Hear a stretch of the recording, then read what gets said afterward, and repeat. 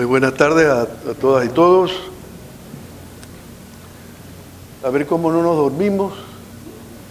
Aquellos que tuvieron la oportunidad de comer más fuerte que otros, quizás voy a aplicar la misma medida que aplicó el primer ministro de Canadá, Brian Mulroney, cuando en una charla que nos dio allá en Redmond, en el estado de Washington, en la sede de Microsoft hace varios años ya, vio la necesidad que tenía que despertar al público porque podía dormírsele, ¿no? Entonces contó esta anécdota de su vida real.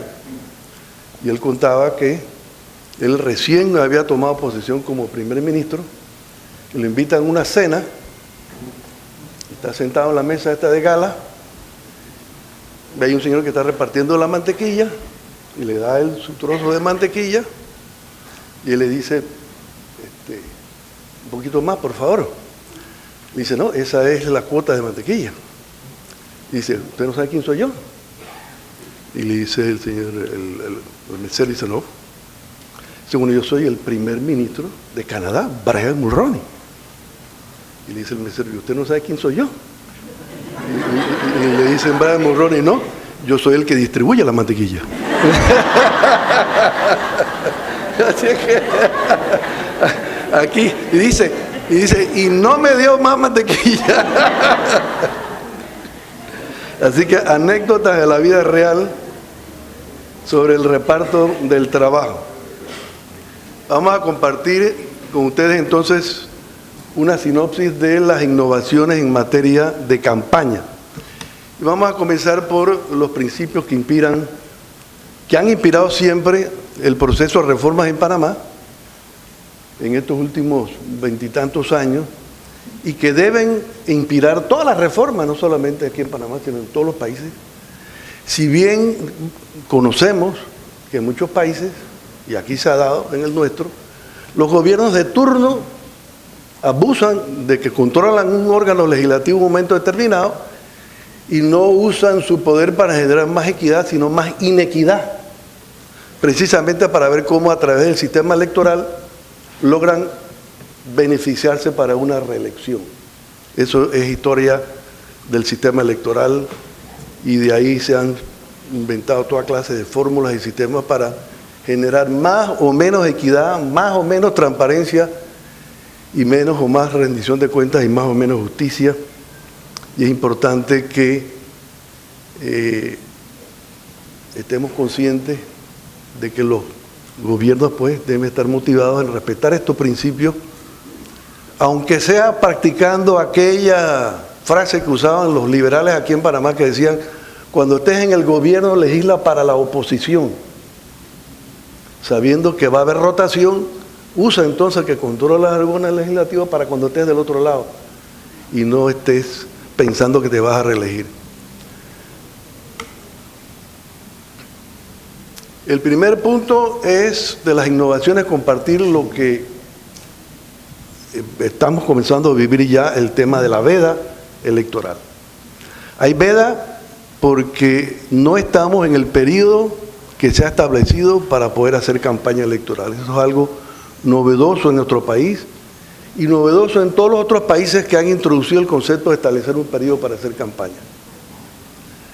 Y aquí en este caso nuestro en Panamá, la propuesta de proyecto de ley que había elaborado la Comisión Nacional de Reformas en base al modelo muy original que tenemos en Panamá, de establecer cada 5 años un ejercicio prácticamente religioso con los partidos políticos de la sociedad civil, de establecer una gran Comisión Nacional de Reforma que durante un año, en amplio debate, y en esta misma sede se hizo la última reforma, en este mismo salón, se procede sin agenda a ver qué salió mal en el proceso electoral anterior, cómo podemos mejorarlo, cómo anda el derecho comparado para poder imitar los buenos ejemplos del continente, y sacar entonces un proyecto de ley que sea producto del consenso en una comisión en donde obviamente los partidos políticos han tenido siempre más votos que la sociedad civil, pero han contribuido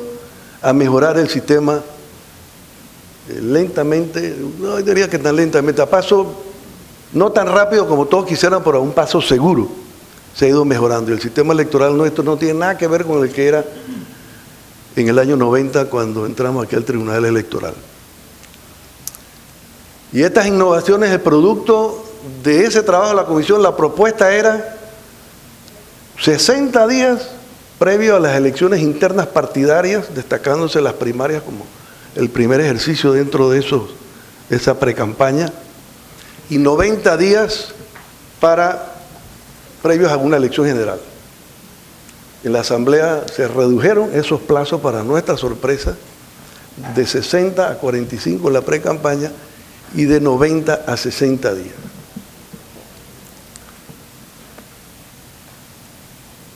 Se adopta encima de eso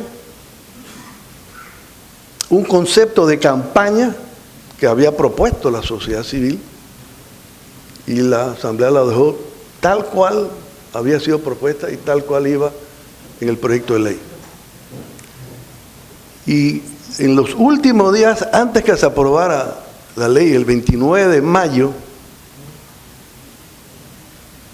bueno, no, mucho antes, porque ese fue cuando salió el órgano ejecutivo. Para principios de mayo, cuando estaba aprobando en el tercer debate, nos dimos cuenta que esa definición, tal como había sido planteada y iba a ser aprobada y fue aprobada, nos iba a causar unos grandes dolores de cabeza. Y tratamos a última hora de decirle al diputado, a pesar de que nosotros la propusimos como parte del consenso que salió de la comisión, es una definición que ahora, como dicen algunos países, nos cayó la moneda en el teléfono público y realizamos que puede ser incluso inconstitucional. Porque si uno lee literalmente el texto de la definición de lo que es campaña, las personas prácticamente no pueden ser absolutamente nada. Y ya no había oportunidad de sacrificar por ese artículo de la ley, así que decimos, bueno, veremos cómo vía reglamentaria salvamos este obstáculo que hemos detectado a última hora. Se aprobó la ley, el 29 de mayo fue sancionada y comenzamos entonces la tarea de las consultas, tanto a lo interno, con los medios de comunicación, con el tema de la libertad de expresión, con los partidos políticos, con los mismos diputados, con los aspirantes a los distintos cargos de elección popular. Nos fuimos a México a consultar con nuestros compañeros del Instituto Nacional Electoral y del Tribunal Electoral del Poder Judicial de la Federación para conocer las experiencias y las reglamentaciones que ellos habían tenido en ese aspecto. También viajamos a Brasil, al Tribunal Superior Electoral de Brasil, a buscar a ver cuál podía ser el principio regulador que nos permitiera a nosotros utilizar como eje para determinar qué era o no era campaña. Y después de decenas de borradores, logramos entonces aterrizar en el decreto de casi 5 meses de consultas y discusiones. Salimos con el decreto 31 el 13 de octubre, o sea que 16 días más y cumplíamos los 5 meses. Y había una genuina preocupación de todos los aspirantes, unos más o menos conocidos que otros, que efectiva y con razón decían, como en 45 días, en el caso de una primaria, si yo aspiro por un partido político, yo me voy a dar a conocer. Yo tengo que poder hacer algo antes. Como ciudadano, como persona, yo tengo derecho a explorar mis posibilidades. Y eso no puede ser campaña. Pero como está la definición, alguien podría decir, no, eso es campaña. Y creo que vale la pena para estos efectos, entonces, leerles lo que está en el artículo 127A del Código. Dice, es el conjunto de actividades organizativas y comunicativas que realizan los partidos y candidatos a puestos de elección popular y procesos internos de los partidos políticos. O sea que se aplica a lo interno también. en un periodo determinado, 45 y 60, que busca informar, movilizar y persuadir al electorado con el propósito de captar sus simpatías, poniendo en conocimiento sus antecedentes y las propuestas de gobierno o políticas públicas que desarrollarán en el caso de resultar electos. Y finalmente, después de muchas consultas, logramos encontrar el principio regulador que encontramos en lo que es la contratación de pauta. Mientras una persona no contrate una propaganda, una promoción pagada de su imagen o de sus ideas, no está haciendo campaña.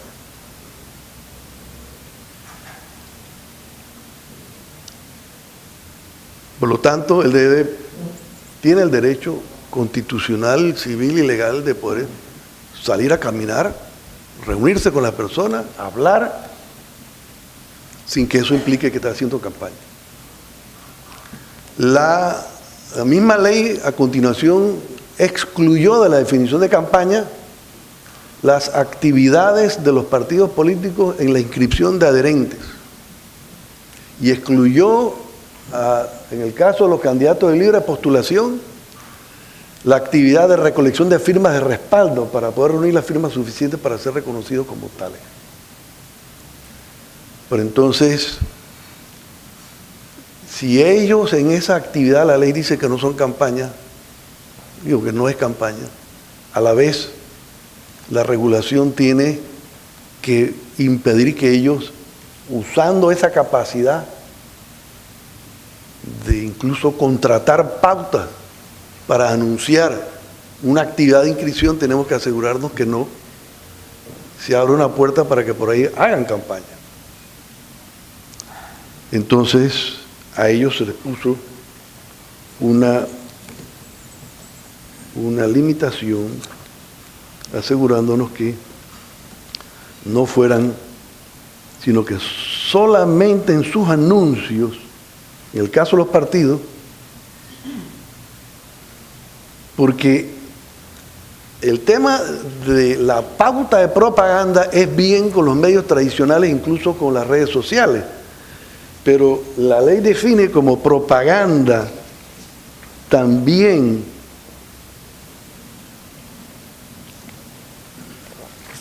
las actividades que no son aquellas que usan los medios de comunicación, sino por ejemplo los centros de llamada, los famosos call centers, y las demás formas de hacer propaganda, entre otras volantes, vallas y afiches, artículos promocionales. Entonces, por ahí podría abrirse una puerta para que las personas, a través de artículos promocionales, comenzaran entonces a promoverse más allá de lo que la ley, en el caso de inscripción de adherentes o de inscripción o de recolección de firmas de respaldo, les permite. Entonces les pusimos, en el caso de los partidos, solo podrán utilizar material y artículos alusivos al partido o a la actividad. Y en el caso de los candidatos de libre postulación, deberán limitar su actividad a informar el lugar, la fecha y la hora en que tendrá lugar la recolección de firmas.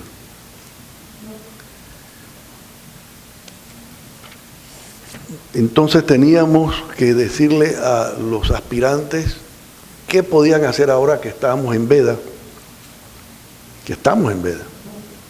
frente a actividades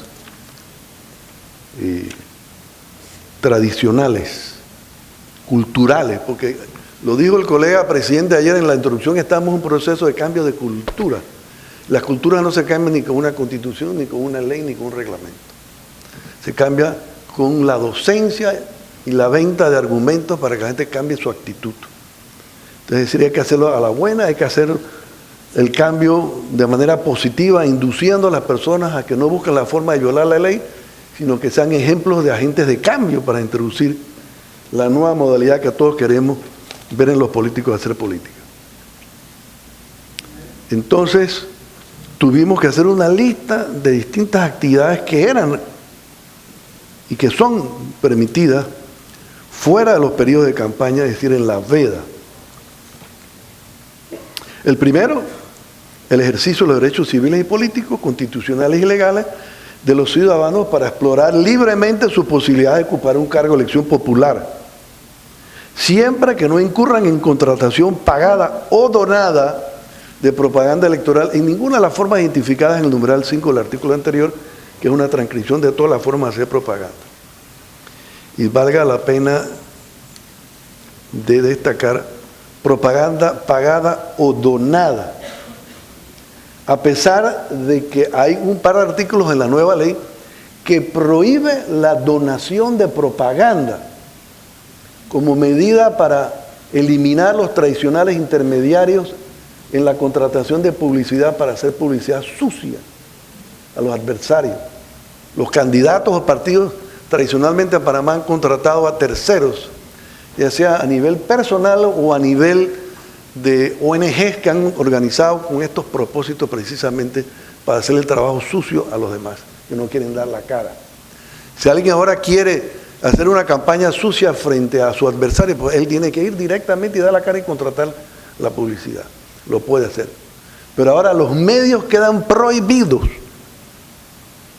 No solamente ellos de donar, como también era tradicional que ellos donaran y se echaran al hombro una campaña de una persona. Ellos ya no pueden donar tiempo, ni donar cuñas, ni espacios según el tipo de medio a ningún candidato, ningún partido, ni a favor ni en contra. Sino que los medios ahora no pueden venderle propaganda a una persona distinta a un candidato o de un partido, precisamente para evitar el rol de estos terceros. Así que esperamos que en ese aspecto pues se está innovando la transparencia en la campaña, obligando a las personas que den la cara cuando quieren hacer una campaña en contra de un adversario. Así que esperemos que las llamadas que en el pasado hemos tenido más cerca de los procesos electorales, cuando ya los medios de comunicación pueden recibir pautas, nos teníamos mostrado que declarar en sesión permanente para poder un fin de semana estar rotándonos, porque el truco era venir el viernes a las 5 de la tarde a pautar una campaña sucia en función de su adversario, con la seguridad que el viernes, sábado y domingo lo podía pasar y el lunes, cuando íbamos a suspender la propaganda, pues ya había hecho su efecto. Así que nosotros teníamos y tuvimos en efecto que desarrollar mecanismos para poder estar prestos para recibir una denuncia y sobre la marcha ahí mismo el ponente que le tocaba, con la facultad que tenía, él podía entonces, con los méritos del caso, ordenar la suspensión de esa propaganda de inmediato. Por suerte hemos tenido muy buena colaboración en Panamá con los medios de comunicación. Han sido extraordinarios colaboradores en este aspecto de preservar y colaborar para garantizar un proceso electoral lo más tranquilo posible. Así que listándole las actividades que se pueden hacer.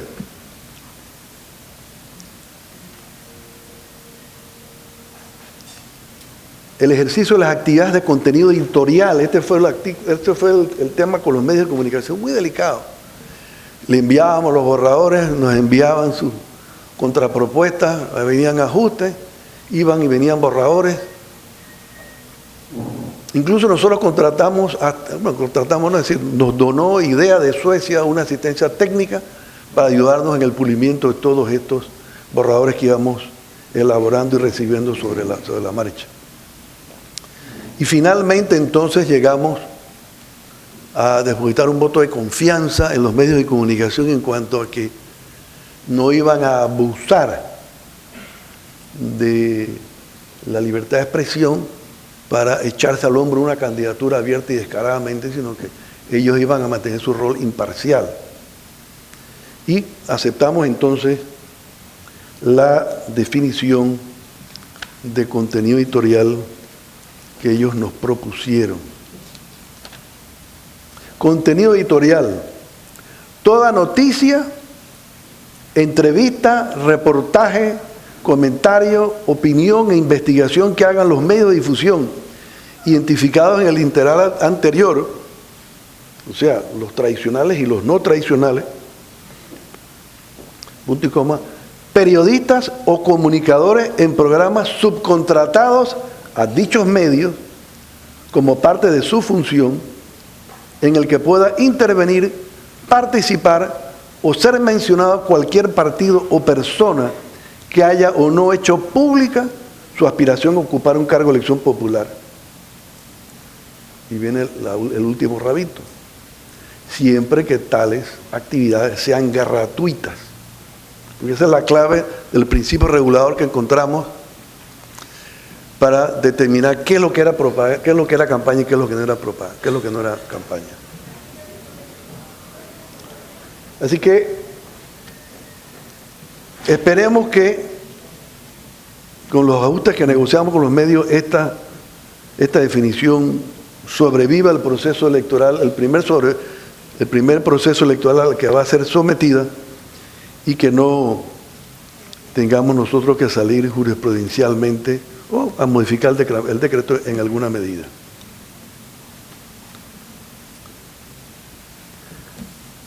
Ejecución de actos de recaudación, tales como están definidos en el artículo anterior, encontramos que si bien para el periodo primero de campaña, para los que son postulados por partidos políticos los 45 días antes de una elección interna, la más popular de todas es la primaria, pero no la única, el único mecanismo como los partidos pueden coger su candidato. Antes de esos 45 días, era necesario reconocer el derecho a las personas que iban a estar en esa pre-campaña o pre-contienda, aquellas actividades necesarias para poder arrancar de lleno en esos 45 días con su campaña. Ordenar cosas, preparar videos, toda una serie de actividades lógicas previas. Así que entramos a detallarlas minuciosamente. Actos preparatorios para la campaña. Actividades para planificar, coordinar, capacitar o preparar una campaña electoral para elecciones internas partidarias, que son las primeras, o para las elecciones generales, tales como las reuniones de planeamiento logístico y capacitación para la campaña electoral, la producción, grabación, filmación y contratación de cuñas y avisos publicitarios, siempre que no se utilicen durante la veda. Esa es la condición. ¿Sí? La compra de material de propaganda electoral, su transporte y almacenamiento, siempre que no se utilicen durante la veda.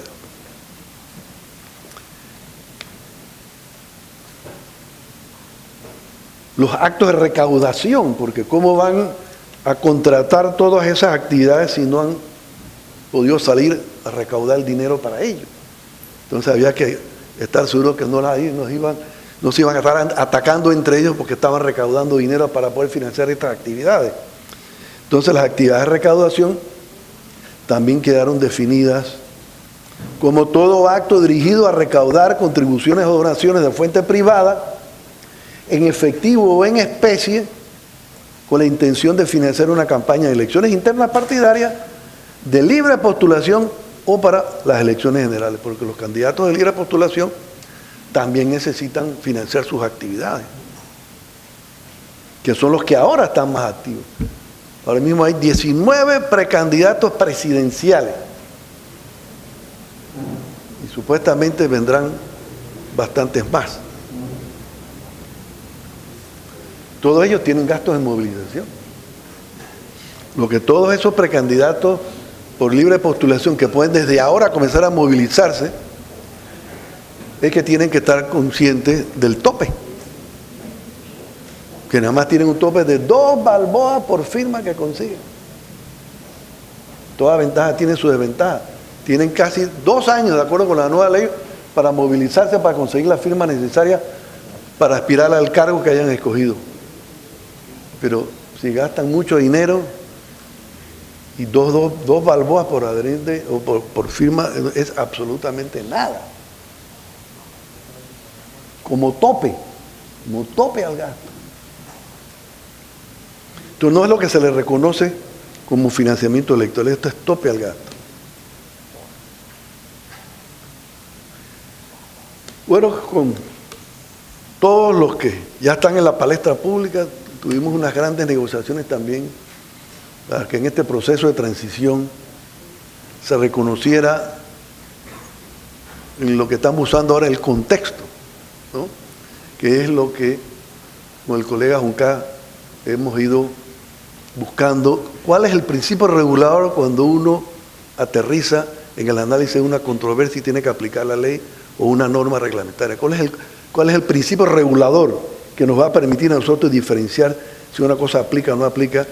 Y entramos en lo que es el contexto de actividades culturales como fiestas patronales de los pueblos, como carnavales, como Navidad, como una serie de eventos que hay en todas las provincias nuestras y que simplemente no se pueden prohibir, pues no podemos prohibir la Navidad, porque los políticos la van a usar para hacer campaña.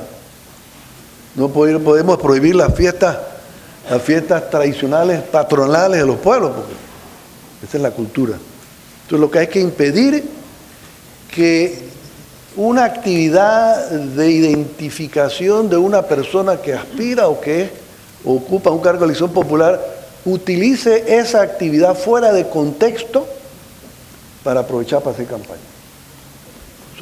Sabemos que son líneas muy delgadas, pero esta es la primera regulación que estamos lanzando y veremos cómo reaccionan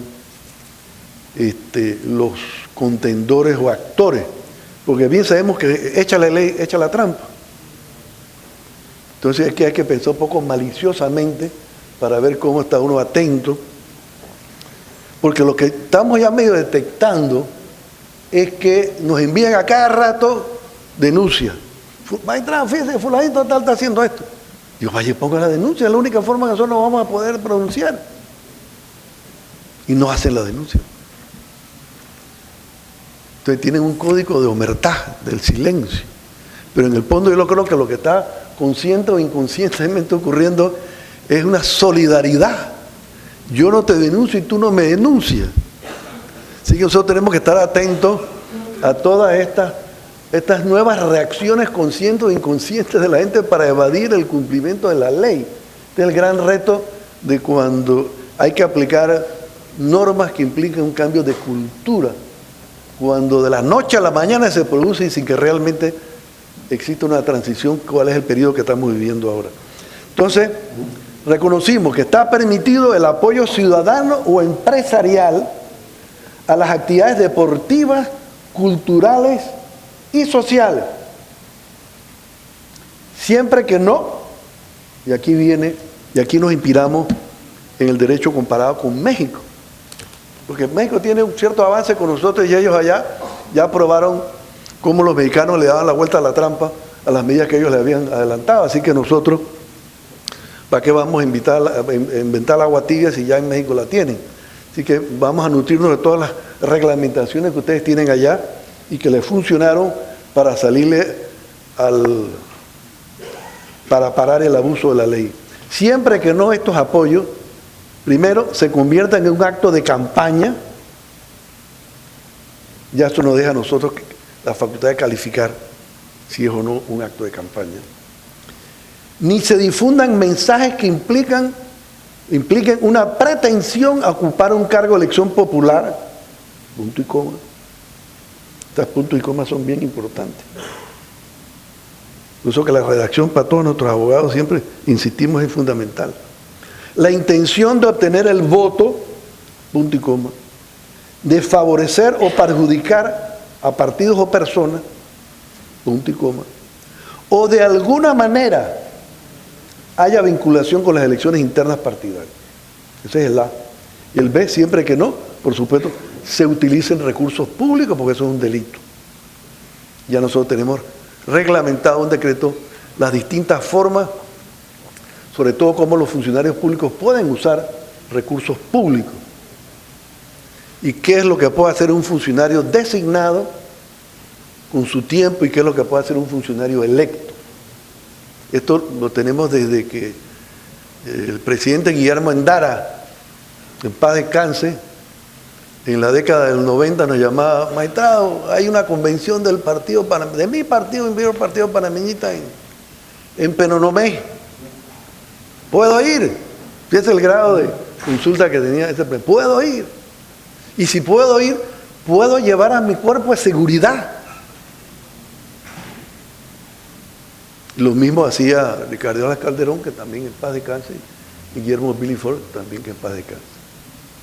Estábamos recién la invasión, todos estábamos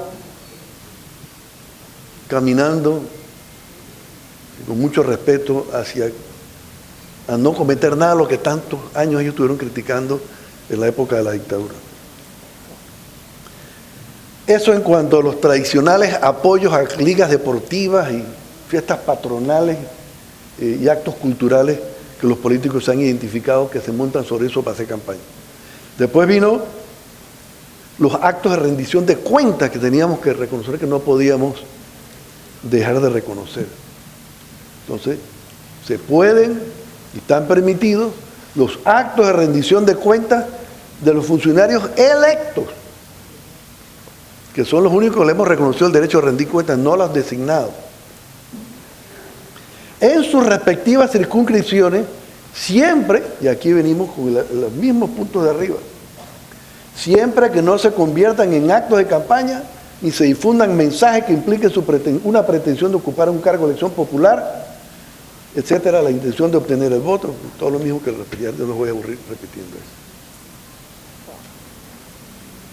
3 actividades más están reconocidas específicamente como que se pueden llevar a cabo en esta época de veda.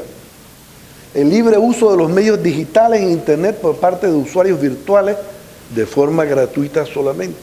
Y no voy a profundizar en esto porque el colega Junca tiene mañana un panel donde él va a participar para ampliar más ampliamente sobre el tema de las redes sociales, que es, digamos, el dolor de cabeza de todos los organismos electorales del mundo. ¿Qué hacer con este mundo que pareciera incontrolado? Pero ya estamos encontrando que sí hay maneras de controlarlo y de monitorearlo con las mismas herramientas que se usan en Internet. Pero bueno, no quiero adelantarles ese aspecto, como les dije. Entonces, sigo identificando el libre uso de los medios digitales en Internet por parte de los administradores de las redes, canales virtuales, todo esto tiene su definición acá, siempre otra vez que no pauten propaganda gratuita o pagada, y finalmente las actividades internas de los partidos políticos siempre que no se constituyen en actos de campaña. Estamos pues listando las actividades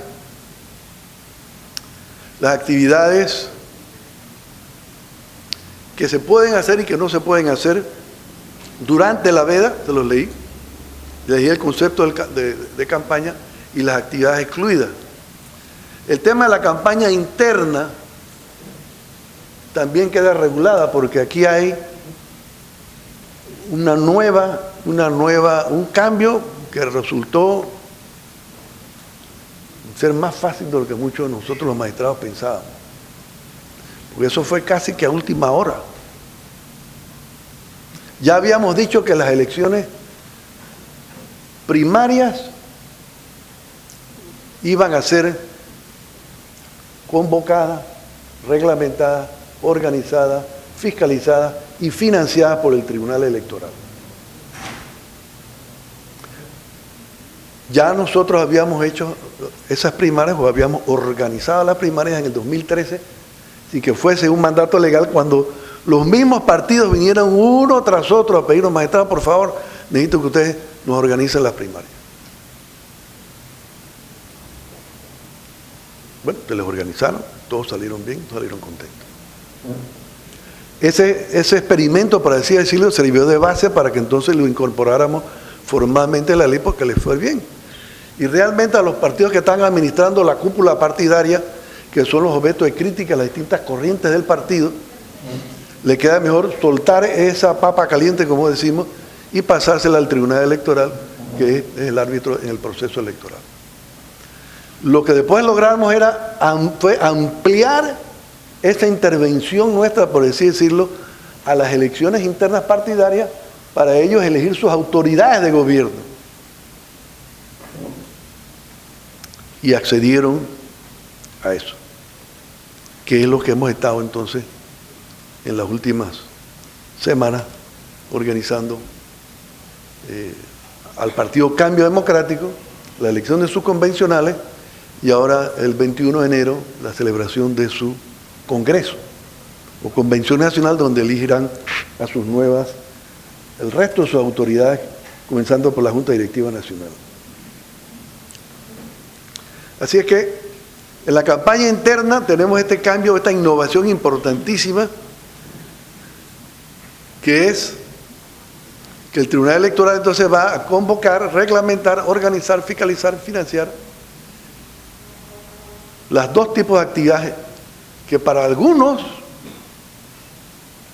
es la pérdida de un principio de autonomía en el funcionamiento interno de los partidos políticos. Pero prevaleció el criterio de la desconfianza que hay en los mismos partidos políticos en las distintas corrientes. Porque nosotros le hemos dicho a los partidos, por ejemplo, cuando algunos se han quejado, ¿por qué ustedes están llevándole el registro electoral de la membresía a los partidos? Y cuando alguna vez se ha planteado sobre la reforma electoral, eso les hemos dicho, no, eso no tenemos interés, llévense ustedes su registro electoral. Cuando sea necesario entonces hacer una elección interna o partidaria, entonces ustedes imprimen su padrón interno. Y de una vez saltan todas las corrientes. No.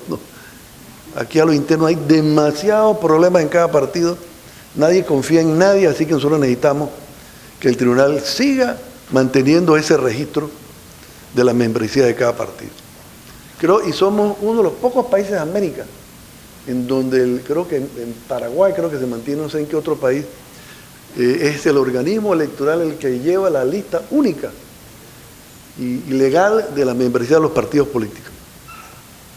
Aquí nuestros colegas del resto de los países de América nos acompañan en este congreso, podrán comentar algo al respecto. Por supuesto, algo evidente, pero no tan evidente, que es la garantía del secreto del voto. Lo tuvimos que poner en la ley. Yo me acuerdo en una administración, no voy a mencionar al presidente, en una elección, una administración anterior iba a escogerse en una convención nacional, iba a haber una decisión importantísima. Y querían hacerlo sin el voto secreto. Y no estaba en la ley todavía el voto secreto. Y el presidente, que era el jefe de ese partido, quería que incluso que fuera a mano alzada para ver quién estaba a favor o en contra de las decisiones que ellos estaban empujando. Y nosotros le dijimos, no está en la ley, pero si alguien impugna, nosotros le podemos garantizar qué es lo que va a pasar con eso. Entonces, adoptaron de buena fe, entonces, para curarse en salud, decidieron adoptar el voto secreto en esa decisión. Vamos a ver rápidamente algunos temas de equidad. Si bien históricamente las personas que han ocupado mandos importantes en el gobierno, hace muchas décadas se hablaba de personas que ejercían cargos con mando y jurisdicción, ya sea nacional o local, pero eso desapareció de la ley. Es simplemente comenzó con una lista que nosotros desde el principio, en el año 90, dijimos, esta lista no es taxativa, por más que se pretenda derivar de la lectura que es una lista taxativa, porque es muy fácil al gobierno de turno cambiarle el nombre a un cargo, entonces ya no queda en un cargo que una persona tiene que renunciar 6 meses antes de la elección. Así que nosotros siempre vía jurisprudencial dijimos que iba a interpretar eso de forma era una lista de cargos o sus equivalentes, y finalmente quedó así ahora en la reforma como equivalente. Pero además de la reforma, ahora se añadió que si esa persona que ocupa un cargo importante, ministro, director de entidad autónoma, gobernador,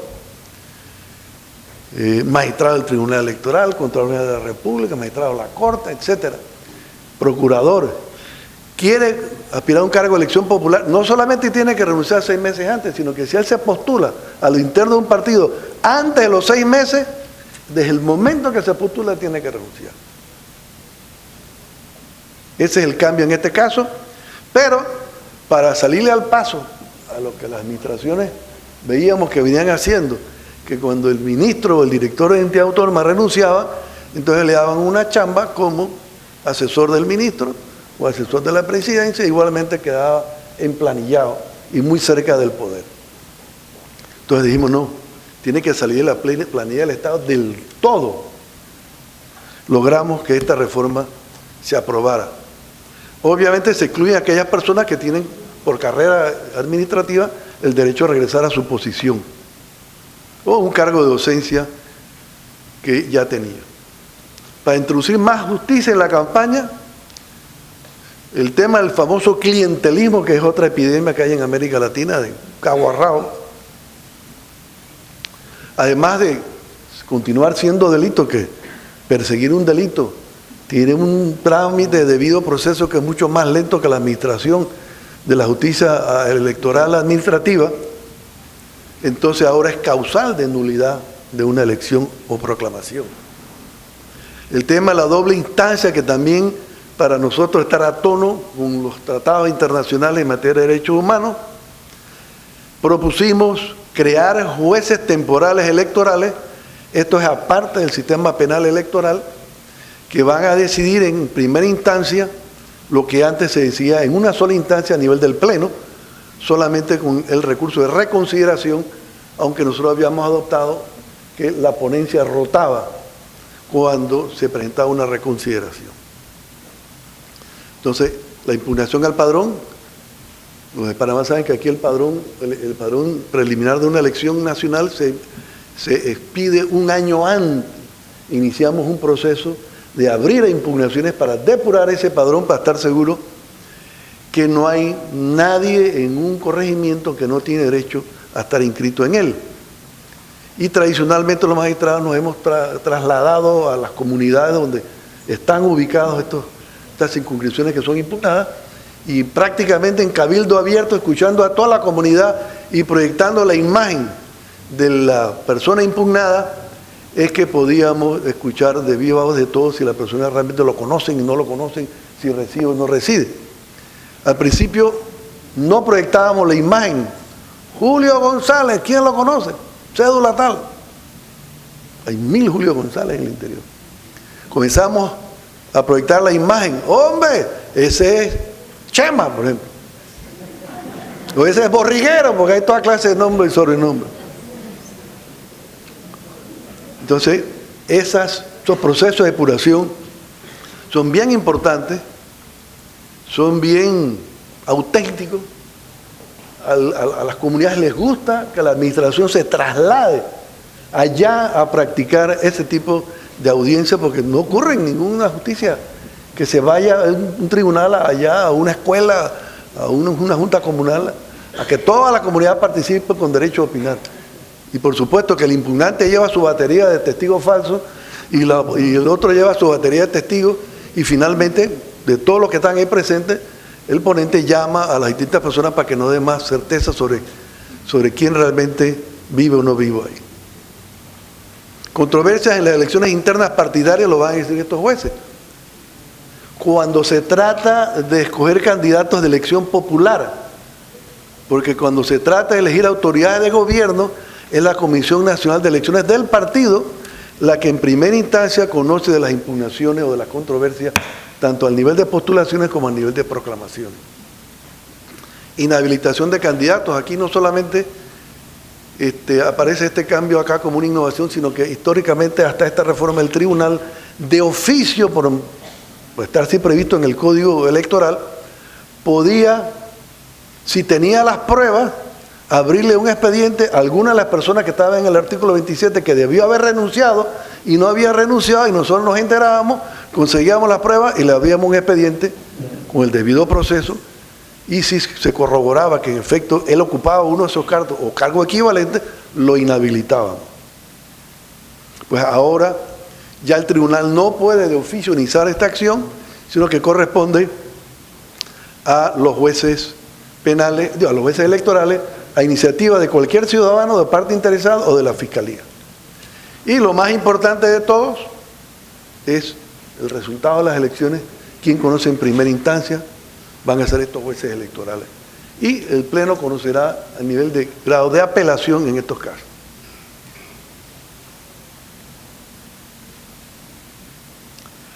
El fuero, que ha sido un tema tan controversial, creo que somos el único país que tiene el fuero penal, electoral y laboral para la cantidad de personas que son amparadas, que son los candidatos, ciertos directivos de los partidos políticos y todos los funcionarios electorales o funcionarios de partidos que participan en las corporaciones electorales, centros de metas, las mesas de votación o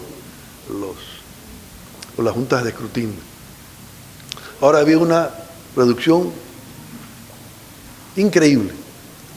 El fuero antes iba hasta 3 meses después que nosotros cerrábamos el proceso electoral, lo cual podía ocurrir 8 meses después de las elecciones.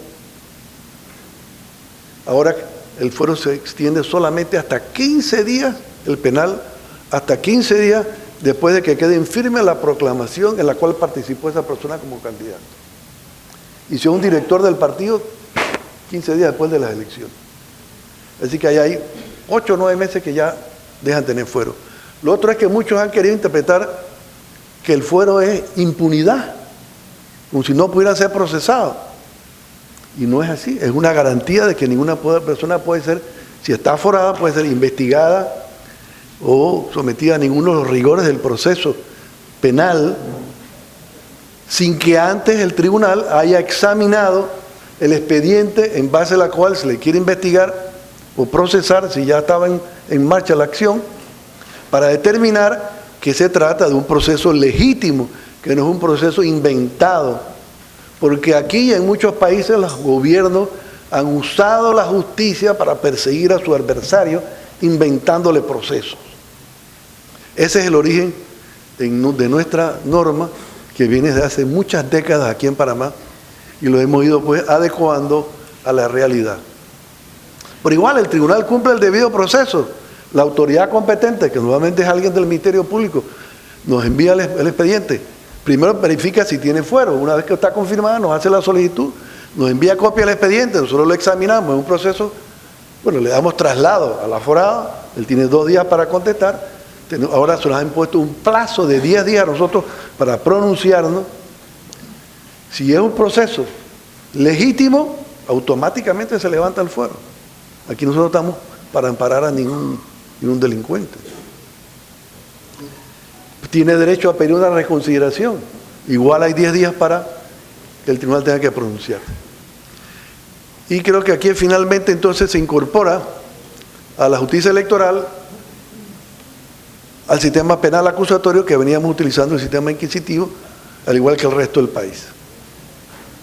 Las vedas todavía, no, en el proyecto de ley no había ninguna iniciativa en materia de veda, en materia de encuesta. Existía de 10 días antes de las elecciones. En la Asamblea lo subieron a 20 días, al doble. Países como Brasil, por ejemplo, lo declararon inconstitucional hace muchos años, porque era violatorio contra la libertad de expresión.